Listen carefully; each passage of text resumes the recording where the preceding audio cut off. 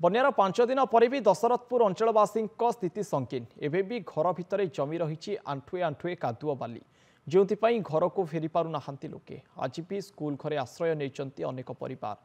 तेबे घरे रही समस्त आसबाब पत्र नष्ट हो जाइतिबा बेले केवल गोटे ओली खाई जीवन बिताउछंती अंचलवासी गत 3 दिन तले राजस्व मंत्री बन्यांचल गस्तरे आसी बन्या छाड़ा मात्रे तुरंत लोकमानक क्षयक्षति आकलन कराई सहायता प्रदान करा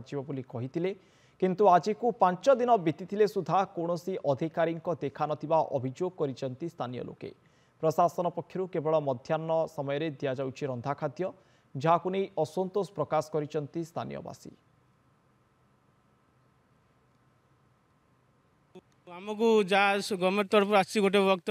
खाली गाधुआर दौरान खाली 2टा भाती डालमा दौरान से आम खाऊँ खाई आम स्कूल रोचे राति आम घर द्वार सब अच्छी शोवा टोटाल आम कौटी ना टिके आम रहीजु आश्रा हो आम घर भर आठे आठे का टोटाल पीड़ा पीड़ा सब पड़ जाए काथा फाथा सब आमर पड़ जामर कि आम सुजा कि ना कि